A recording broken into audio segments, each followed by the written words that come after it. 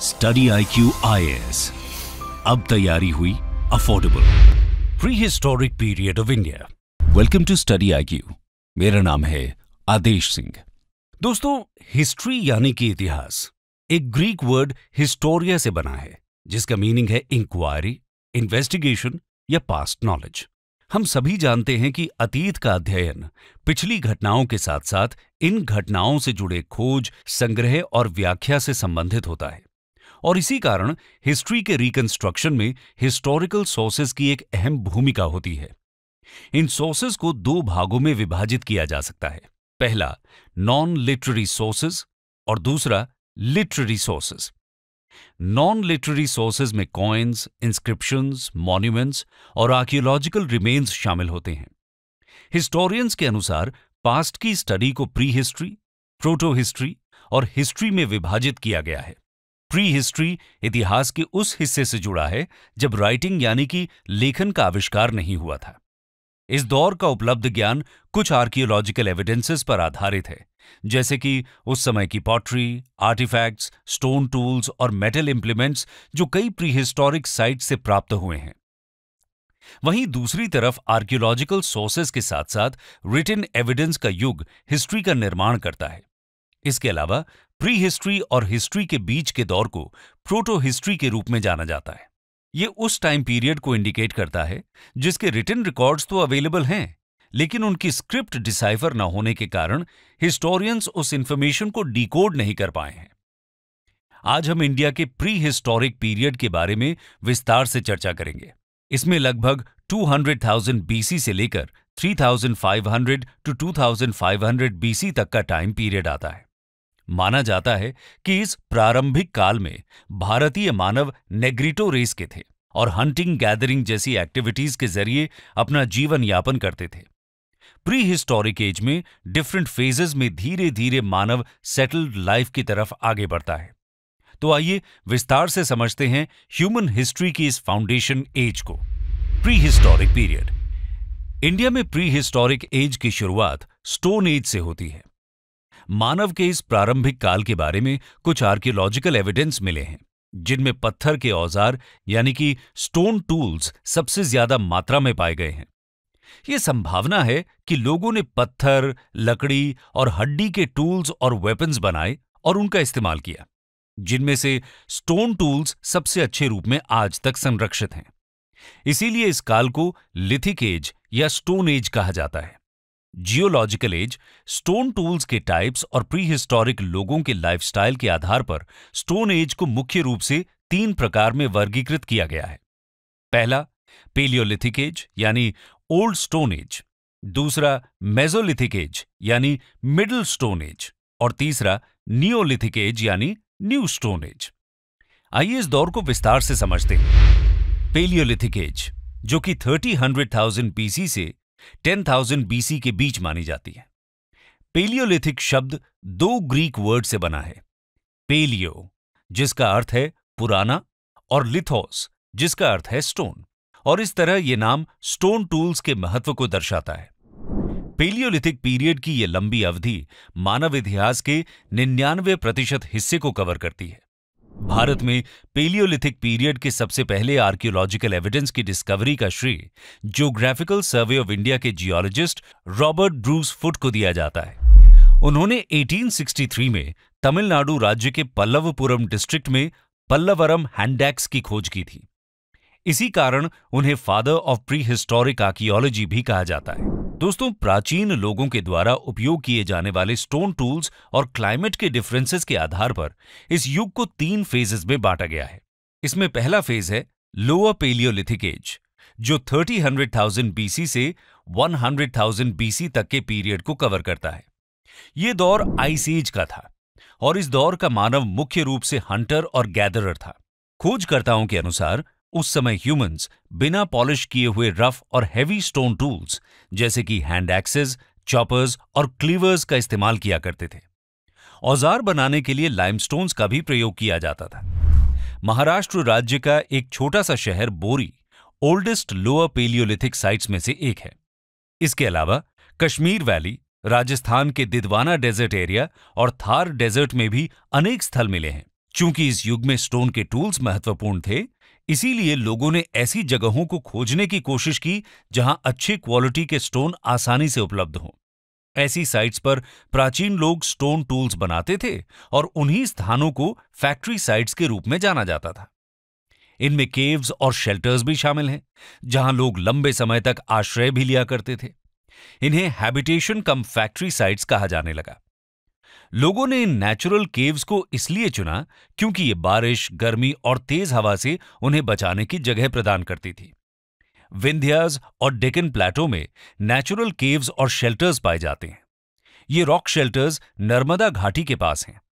मध्य प्रदेश में स्थित भीमबेटका केव्स और रॉक शेल्टर्स इन्हीं साइट्स का एक महत्वपूर्ण उदाहरण है। इस दौर के विभिन्न प्रकार के स्टोन टूल्स उत्तर प्रदेश की बिलान घाटी में भी पाए गए हैं, जो विंध्यास फुटहिल्स में स्थित है। इसके साथ ही आंध्र प्रदेश के नागार्जुना कोंडा में भी लोअर पेलियोलिथिक एज के साक्ष्य मिलते हैं। इस दौर की अन्य मुख्य साइट्स में गुजरात का सौराष्ट्र रीजन, डेक्कन प्लेटो और छोटा नागपुर प्लेटो शामिल हैं। अब बात करते हैं दूसरे फेज यानी मिडिल पेलियोलिथिक एज की, जो 100,000 बीसी से 40,000 बीसी के बीच का काल था। दोस्तों, मिडिल पेलियोलिथिक एज में ह्यूमंस ने शार्प और पॉइंटेड टूल्स जैसे फ्लेक्स, ब्लेड्स और पॉइंटर्स बनाना शुरू किया था। वे छोटे एनिमल्स को मारने के लिए और मीट कटिंग के लिए इन उपकरणों का इस्तेमाल करते थे। लोअर पेलियोलिथिक एज की तुलना में इस दौर के टूल्स छोटे, हल्के और पतले थे। इस युग के अवशेष नर्मदा नदी के किनारे कई स्थानों पर और तुंगभद्रा नदी के दक्षिण में भी कई स्थानों पर पाए जाते हैं। इसके अलावा राजस्थान की लूनी वैली, यूपी की बेलन वैली और एमपी की भीमबेटका केव्स भी इस दौर के मुख्य स्थलों में शामिल हैं। तीसरा फेज है अपर पेलियोलिथिक एज, जो 40,000 बीसी से 10,000 बीसी तक का पीरियड था। दोस्तों, अपर पेलियोलिथिक एज आइस एज के लास्ट फेज के साथ कोइंसाइड करता था, जब क्लाइमेट तुलनात्मक रूप से वार्मर और ह्यूमिडिटी कम हो चुकी थी। इस दौर को आधुनिक लोगों की उपस्थिति का प्रतीक माना जाता है। इस एज के साथ ही मॉडर्न ह्यूमन बीइंग स्पीशीज यानी कि होमो सेपियंस का उद्भव हुआ था। इस समय के स्टोन टूल्स में टेक्नोलॉजिकल एडवांसमेंट्स देखने को मिलते हैं। Needles, burins, fishing tools, parallel sided blades और बोरिंग टूल्स जैसे उपकरणों का आविष्कार इस दौर में हुआ। इंडिया में ब्लेड्स और ब्यूरिन्स के उपयोग के साक्ष्य Andhra Pradesh, Karnataka, Maharashtra, MP, southern UP, Jharkhand और आसपास के क्षेत्रों में पाए गए हैं। गुजरात सैंड ड्यून्स के अपर लेवल्स में भी ब्लेड्स, स्क्रैपर्स और फ्लेक्स जैसे टूल्स पाए गए हैं। इसके साथ ही बोन टूल्स जैसी विशेषता केवल आंध्र प्रदेश के कुर्नूल और मुच्छातला चिंतामणि गावी केव साइट्स पर पाए गए हैं। तो दोस्तों, अभी तक हमने पेलियोलिथिक एज को समझा। लगभग 12,000 बीसी से लेकर 10,000 बीसी तक की अवधि में क्लाइमेट चेंज के साक्ष्य पाए जाते हैं। इस समय के साथ ही मेसोलिथिक एज की शुरुआत हुई थी। तापमान में वृद्धि और जलवायु परिवर्तन के कारण आइस मेल्टिंग और फ्लोरा फौना में कई बदलाव हुए, और इसी के साथ ह्यूमंस की जीवन शैली और उपयोग में किए जाने वाले टूल्स में भी एडवांसमेंट्स देखने को मिले। आइए एक नजर डालते हैं मेसोलिथिक एज की विशेषताओं पर। Mesolithic age 10,000 BC to 6,000 BC. Mesolithic शब्द दो ग्रीक वर्ड्स मेसो और लिथोस से लिया गया है। लिथोस का अर्थ स्टोन होता है, ये तो हमने पहले ही समझ लिया है। मेसो का अर्थ होता है मिडल, इसीलिए प्री हिस्ट्री के इस मेसोलिथिक स्टेज को मिडिल स्टोन एज के रूप में भी जाना जाता है। मेसोलिथिक कल्चर पेलियोलिथिक की तुलना में अधिक मॉडर्न और डाइवर्सिटी के लिए जाना जाता है। गंगा प्लेन्स में फर्स्ट ह्यूमन कॉलोनाइजेशन इसी अवधि के दौरान हुआ था। इस युग के टूल्स में माइक्रोलिथ्स सबसे प्रमुख उपकरण थे। माइक्रोलिथ्स एक प्रकार के मिनिएचर स्टोन टूल्स थे, जो आमतौर पर क्रिप्टोक्रिस्टलाइन सिलिका या चर्ट जैसे फाइनली ग्रेन्ड रॉक से बने होते थे। इन माइक्रोलिथ्स का इस्तेमाल ह्यूमंस छोटे जानवरों और पक्षियों का शिकार करने के लिए किया करते थे। इसके अलावा इनका कॉम्पोजिट टूल्स बनाने के लिए उपयोग होता था। इन कॉम्पोजिट टूल्स का प्लांट गैदरिंग, हार्वेस्टिंग, ग्रेटिंग इत्यादि जैसे काम के लिए इस्तेमाल किया जाता था। उत्तर प्रदेश के मिर्जापुर डिस्ट्रिक्ट के रॉक शेल्टर्स में माइक्रोलिथ्स और अन्य मेसोलिथिक टूल्स की सबसे पहली खोज की गई थी। इसके अलावा राजस्थान का बागौर क्षेत्र सबसे बड़ी डॉक्यूमेंटेड मेसोलिथिक साइट्स में से एक है। बागौर कोठारी नदी पर स्थित है, जहां खुदाई में माइक्रोलिथ्स के साथ एनिमल बोन्स और शेल्स भी प्राप्त हुए। इसके साथ ही ये माइक्रोलिथ्स ताप्ती, साबरमती, नर्मदा और माही नदी की कुछ घाटियों में भी पाए गए हैं। जैसा कि हमने पहले देखा कि मेसोलिथिक युग का आरंभ क्लाइमेट चेंज के साथ हुआ था। तापमान की वृद्धि के कारण कई क्षेत्रों में ग्रासलैंड्स का विकास होने लगा, जिसके परिणाम स्वरूप डियर, एंटीलोप, गोट, शीप और कैटल यानी कि घास पर जीवित रहने वाले जानवरों की संख्या में वृद्धि हुई। जहां अभी तक ह्यूमंस हंटर गैदरर के रूप में जीवन बिता रहे थे, अब वो एनिमल डोमेस्टिकेशन, उनके फूड हैबिट्स और ब्रीडिंग सीजन्स के बारे में सीखने लगे। मध्य प्रदेश के आदमगढ़ में एनिमल डोमेस्टिकेशन का सबसे पुराना साक्ष्य मिलता है। डोमेस्टिकेटेड एनिमल्स में पहला वाइल्ड डॉग था। इसके अलावा शीप और गोट सबसे आम पालतू जानवर हुआ करते थे। मेसोलिथिक ह्यूमंस ने जानवरों की खाल के बने कपड़े भी पहनना शुरू कर दिया था। इसके साथ साथ मेसोलिथिक एज वो दौर था जब सबकॉन्टिनेंट के विभिन्न भागों में व्हीट, बार्ली और राइस सहित कई और अनाज प्राकृतिक रूप से उगने लगे थे। इसके अलावा मेसोलिथिक लोग आर्ट लवर्स भी थे और उन्होंने रॉक पेंटिंग्स की शुरुआत की। इन पेंटिंग्स की थीम ज्यादातर वाइल्ड एनिमल्स, हंटिंग, डांसिंग जैसी एक्टिविटीज को डिपिक्ट करती है। पूरे इंडिया में लगभग 150 मेसोलिथिक रॉक आर्ट साइट्स हैं, जिनमें एमपी की भीमबेटका केव्स, कारवाड़, जाओरा, ओडिशा का संभलपुर और सुंदरगढ़ और केरला का एरुथु गुहा जैसे समृद्ध साइट्स शामिल हैं। ये रॉक पेंटिंग्स धार्मिक प्रथाओं के विकास को भी दर्शाते हैं। पेलियोलिथिक युग के विपरीत इस युग के लोग मृत्यु के बाद जीवन में विश्वास करते थे और इसीलिए उन्होंने ह्यूमन और एनिमल डेड बॉडीज को फूड आइटम्स और दूसरे वस्तुओं के साथ दफनाने का रिचुअल शुरू किया था। गुजरात में स्थित लंगनाज और वेस्ट बंगाल में स्थित बुरहानपुर भी महत्वपूर्ण मेसोलिथिक साइट्स में शामिल हैं। इन साइट्स से वाइल्ड एनिमल्स जैसे कि राइनोसोरस और ब्लैक बक की बोन्स और ह्यूमन स्केलेटन्स के साथ बड़ी संख्या में माइक्रोलिथ्स बरामद किए गए हैं। दोस्तों, मेसोलिथिक काल के बाद 6000 बीसी से 1000 बीसी तक का दौर स्टोन एज के लास्ट फेज नियोलिथिक एज के रूप में जाना जाता है। आइए नियोलिथिक पीरियड की विशेषताओं पर नजर डालते हैं। Neolithic age 6000 BC to 1000 BC.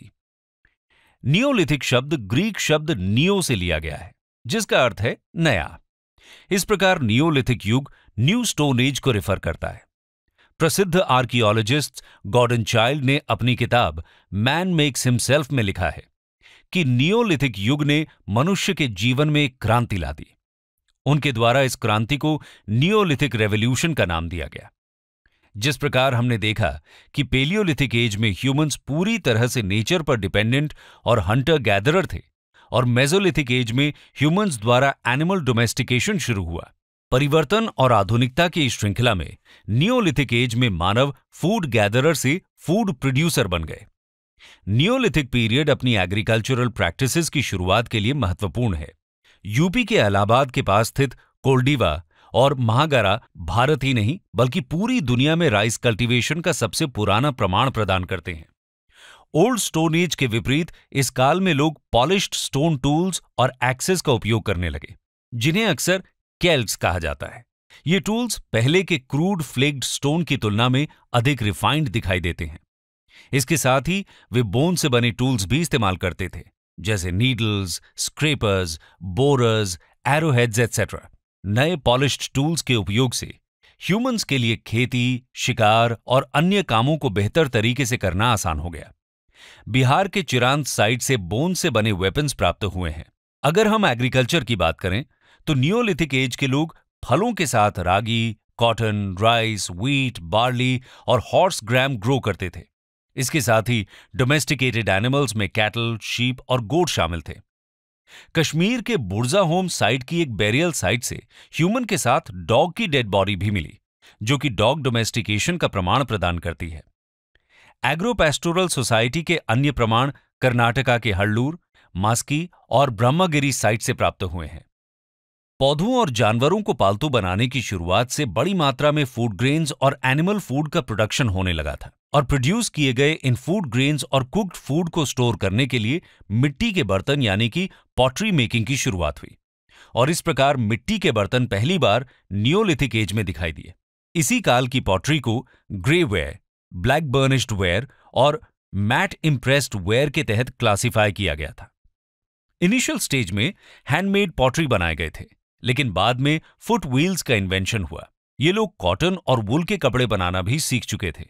Cotton का ओल्डेस्ट एविडेंस मेहरगढ़ साइट से प्राप्त हुआ, जो वर्तमान में पाकिस्तान में स्थित है।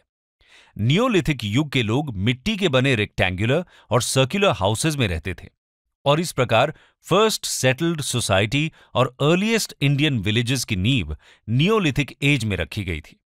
इसके साथ ही कश्मीर वैली में पिट ड्वेलिंग के साक्ष्य भी मिले हैं, जो ये बताते हैं कि यहां नियोलिथिक लोग पिट्स में रहते थे। हालांकि इस काल में भी लोग पहाड़ी क्षेत्र और रिवर वैली से अधिक दूर नहीं रहते थे, क्योंकि वे तब भी पूरी तरह स्टोन टूल्स और वेपन्स पर निर्भर थे। इसके साथ ही एग्रीकल्चर, पॉटरी और एनिमल डोमेस्टिकेशन के लिए नेचर से उन्हें नेचुरल रिसोर्सेज मिलते थे। नियोलिथिक एज के अंत के साथ स्टोन एज का भी अंत हुआ, और इसी दौरान कई संस्कृतियों ने धातु यानी कि मेटल्स का उपयोग करना शुरू कर दिया। ज्यादातर ये मेटल्स कॉपर और लो ग्रेड ब्रॉन्ज थे। मेटल्स के उपयोग पर आधारित इस संस्कृति को चाल्कोलिथिक यानी कि कॉपर स्टोन फेज के रूप में जाना जाने लगा। आइए जानते हैं इसके बारे में। Chalcolithic age 2000 BC to 500 BC. ये कल्चर मुख्य रूप से प्री हड़प्पन फेज में देखी गई थी, जहां एनिमल रियरिंग और रूरल सेटलमेंट होने लगे थे। लेकिन कई स्थानों पर यह पोस्ट हड़प्पन फेज तक भी फैली हुई थी। Pre Harappan phase neolithic age और हड़प्पन एज के बीच ट्रांजिशन पीरियड को रिप्रेजेंट करता है। चाल्कोलिथिक एज वो आधार है जिस पर हड़प्पा सिविलाइजेशन के ग्रेजुअल एवोल्यूशन को समझा जा सकता है। इस युग में कॉपर का उपयोग कर axe, fishing hooks, chisels, pins, knives और रॉड्स जैसे टूल्स बनाए जाते थे। इस दौर के घर स्टोन्स और मड ब्रिक से बनाए गए थे, और अभी तक लोग बर्न्ट ब्रिक से परिचित नहीं थे। हालांकि राजस्थान में स्थित गिलुंड साइट एकमात्र स्थान है जहां से बेक्ड ब्रिक्स के कुछ अवशेष मिले हैं। चाल्कोलिथिक सोसाइटी की संस्कृति शहरी नहीं थी, और इन्हें एक विलेज सोसाइटी माना जाता है। इस युग के साथ सोशल इनइक्वालिटीज की भी शुरुआत हुई, जहां एक तरफ विलेज चीफ रेक्टेंगुलर शेप्ड घरों में रहते थे, वहीं आम जनता छोटे राउंड हट्स में रहती थी। घरों के अलावा इस युग के बैरियल्स भी विभिन्न प्रकार के होते थे, जिसमें सिंगल बैरियल से लेकर स्मॉल बॉक्स शेप्ड बैरियल्स और रॉक कट टूम्स भी शामिल थे। लोग डेड बॉडीज को पॉट्स और कॉपर ऑब्जेक्ट्स के साथ अपने घरों के फर्श पर नॉर्थ साउथ डायरेक्शन में दफनाया करते थे। वेस्ट महाराष्ट्र में पाए गए बैरियल्स में काफी बड़ी संख्या में छोटे बच्चों को दफनाने के एविडेंस मिले हैं, जो ये स्पष्ट करते हैं कि नियोलिथिक एज में इन्फेंट मोर्टेलिटी रेट काफी अधिक थी। इस दौर में आर्ट और क्राफ्ट में वृद्धि हुई, जिसमें कॉपर स्मिथ्स और स्टोन वर्कर्स भी शामिल थे। उन्हें स्पिनिंग, वीविंग और क्लॉथ मैन्युफैक्चरिंग भी आती थी। हालांकि अब तक वो लिखने की कला नहीं जानते थे। चाल्कोलिथिक काल की मुख्य पहचान पॉलीक्रोम पेंटेड पॉटरी है। ब्लैक और रेड पॉटरी उस युग में काफी प्रचलित थी। ओकर कलर्ड पॉटरी भी बहुत लोकप्रिय थी। ओकर कलर्ड पॉटरी के साक्ष्य राजस्थान, पंजाब, हरियाणा और वेस्टर्न यूपी के क्षेत्रों में पाए गए हैं। इसके साथ ही लोग ऑर्नामेंट्स के भी शौकीन थे। इस युग की महिलाएं शेल और बोन्स के बने आभूषण पहनती थीं। वे सेमी प्रेशस स्टोन्स जैसे कि स्टेटाइट और क्वार्ट्ज क्रिस्टल से मोतियों की माला का भी निर्माण करते थे। चाल्कोलिथिक युग अनेक संस्कृतियों के लिए जाना जाता है। इन संस्कृतियों का नामकरण उनकी जियोग्राफिकल लोकेशन के आधार पर किया गया है, जैसे साउथ ईस्टर्न राजस्थान में स्थित आहार या बनास कल्चर, जो बनास घाटी के नाम से लिया गया है, जिसमें इस संस्कृति के अधिकांश साइट्स लोकेटेड हैं। ये भारत में सबसे पुरानी चाल्कोलिथिक कल्चर्स में से एक है। इस कल्चर के major excavated sites Udaipur, Bhilwara और राजसमंद डिस्ट्रिक्ट में स्थित हैं। यहां से स्टोन ब्लेड्स और राइस कल्टीवेशन के प्रमाण मिले हैं। इसके साथ ही रिच सिरेमिक ट्रेडिशन के भी साक्ष्य मिलते हैं। मेजर कल्चर में अगला नाम एमपी के उज्जैन में स्थित कायथा कल्चर का है। ये चंबल नदी की ट्रिब्यूटरी काली सिंध के तट पर स्थित है। इसके अलावा सेंट्रल इंडिया का सबसे प्रमुख चाल्कोलिथिक कल्चर मालवा कल्चर है, जो नर्मदा नदी के तट पर पूरे मालवा रीजन में फैला हुआ है। यहां से व्हीट, बाली, ऑयल सीड, ज्वार, राइस, लेग्यूम्स जैसे फूड ग्रेन्स के साथ टेराकोटा से बनी बुल फिगरीन्स भी प्राप्त हुए। वेस्टर्न महाराष्ट्र का जोरवे कल्चर प्रवरा नदी के तट पर स्थित है। अहमदनगर का दाइमाबाद क्षेत्र जोरवे कल्चर का एक प्रमुख स्थल है। यहां ब्रॉन्ज के बने elephants, rhinoceros, two wheeled chariot जैसे ऑब्जेक्ट्स प्राप्त हुए। अन्य प्रमुख साइट्स में बिहार का चिरांद, एमपी का नेवादा, गुजरात का रंगपुर और महाराष्ट्र का इमाम गांव और नासिक शामिल हैं। इस प्रकार कुल मिलाकर भारत में चाल्कोलिथिक साइट्स रीजनल डाइवर्सिटी को दर्शाते हैं। अभी तक हमने स्टोन एज के अलग अलग फेजेस के बारे में जाना। इन सभी पीरियड्स में जो बात कॉमन थी वो है स्टोन और टूल्स, यानी कि स्टोन का इस्तेमाल टूल्स या फिर वेपन बनाने के लिए किया जाता था। लेकिन 1000 बीसी के आसपास भारत में एक और पीरियड इमर्ज हुआ जहां स्टोन्स का इस्तेमाल टूल्स के अलावा बैरियल्स और मेमोरियल्स यानी कि कब्र और स्मारक बनाने के लिए किया जाता था, और इस फेज को कहते हैं मेगालिथिक पीरियड। आइए देखते हैं इस फेज को थोड़े विस्तार से। Megalithic period 1000 to 500 BC. Megalith का शाब्दिक अर्थ बिग स्टोन्स होता है और इस कल्चर में एक सिंगल लार्ज स्टोन का उपयोग कर बैरियल्स या मेमोरियल्स का निर्माण किया जाता था। इन मेगालिथिक स्ट्रक्चर्स को दो श्रेणियों में विभाजित किया जा सकता है, एक पॉलीलिथिक टाइप और दूसरा मोनोलिथिक टाइप। पॉलीलिथिक स्ट्रक्चर को बनाने के लिए एक से अधिक स्टोन्स का उपयोग किया जाता था और मोनोलिथिक स्ट्रक्चर में सिर्फ एक ही स्टोन से इस्तेमाल होता था। हालांकि ये स्ट्रक्चर्स भारत में कई जगहों पर पाए गए हैं, लेकिन मेगालिथिक कल्चर विशेष रूप से सदर्न इंडिया की विशेषता है। साउथ इंडिया में बड़ी संख्या में विभिन्न प्रकार के मेगालिथिक ग्रेव्स और मेमोरियल्स पाए गए हैं, जिनमें कर्नाटका के मास्की और गुलबर्गा क्षेत्र में मेनहीर मेगालिथिक बैरियल्स, आंध्र प्रदेश और केरला के हुड स्टोन मेमोरियल्स, केरला का अम्ब्रेला स्टोन ग्रेव शामिल हैं। इसके अलावा कर्नाटका के ब्रह्मगिरी और तमिलनाडु के चेंगलपट्टू में डोलमेन शेप्ड टूम और कोचिन के रॉक कट केव मेमोरियल्स पाए गए हैं। नॉर्दर्न इंडिया में ऐसे मेगालिथ्स कश्मीर के वास्तल और ब्रा और इसके साथ ही उत्तर प्रदेश के बांदा, इलाहाबाद, मिर्जापुर और वाराणसी डिस्ट्रिक्ट्स में पाए गए हैं। इसके अलावा महाराष्ट्र में अधिकांश स्मारक विदर्भ रीजन में पाए गए हैं। खोजकर्ताओं को इन सभी बैरियल्स में कुछ कॉमन फीचर्स मिले। आमतौर पर डेड बॉडीज के साथ रेड और ब्लैक वेयर पॉट्स को दफनाया जाता था। इसके अलावा आयरन के बने टूल्स, वेपन्स और स्टोन और गोल्ड के ऑर्नामेंट्स भी मिले। इसके साथ ही कुछ बैरियल्स के स्केलेटन्स के साथ हॉर्स और हॉर्स इक्विपमेंट मिले, तो कभी डोमेस्टिक एनिमल्स जैसे कि बफलो, शीप और गोट। उदाहरण स्वरूप कर्नाटका के ब्रह्मगिरी साइट में स्केलेटन के साथ 33 गोल्ड बीड्स, 2 स्टोन बीड्स और 4 कॉपर बैंगल्स मिले। वहीं दूसरी ओर अनेकों साइट से सिर्फ कुछ पॉट्स मिले। स्केलेटन्स के साथ मिली ये वस्तुएं संभवतः उन्हीं डेड पर्सन से जुड़ी रही होंगी। इन खोजों से पता चलता है कि दफनाने वाले लोगों के बीच सोशल स्टेटस का अंतर था। कुछ अमीर थे तो कुछ गरीब, कुछ मुखिया थे तो कुछ आम लोग। इस युग में हाई क्वालिटी रेड और ब्लैक पॉटरी का उपयोग इसकी खास विशेषता है।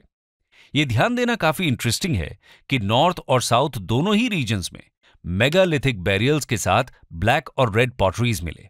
इन पॉटरीज में कुछ रीजनल वेरिएशंस भी जरूर दिखे, लेकिन इन्हें बनाने की तकनीक, उसकी साज सज्जा में कोई बड़ा अंतर नहीं था। इसके अलावा इन मेगालिथिक बैरियल्स में आयरन ऑब्जेक्ट्स की खोज से यह पता चलता है कि यह कल्चरल पीरियड आयरन एज से जुड़ा हुआ होगा।